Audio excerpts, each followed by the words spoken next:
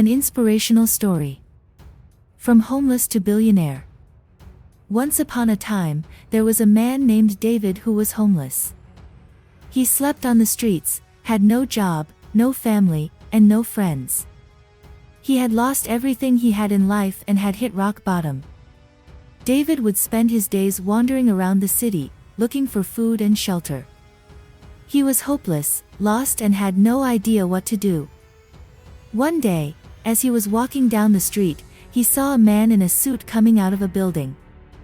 David noticed the man was carrying a briefcase, and he realized that he had to do something different if he wanted to change his life. David approached the man and asked him for help. The man stopped and listened to David's story, and to David's surprise, he offered him a job. The man was a successful entrepreneur, and he saw potential in David. David was given a chance to work in the man's company, and he worked hard every day to prove himself. He was dedicated, passionate, and committed to learning everything he could about the business. After a few years of hard work, David's dedication paid off, and he was promoted to a high-level position in the company. He worked even harder, and his success continued to grow. He was able to buy a small apartment, which he made into a home. He was no longer homeless and had a job he loved, and he was finally able to support himself.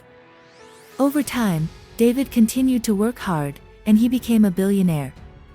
He started his own company and became one of the most successful entrepreneurs in the world. But even with all his wealth and success, David never forgot where he came from. He continued to help the homeless by providing them with shelter, food, and work opportunities. David's story is an inspiration to all of us. It shows that no matter how low we may feel, we should never give up on our dreams.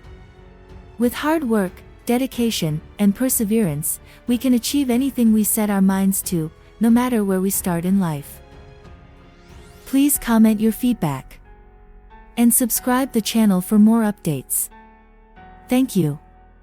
Have a nice day.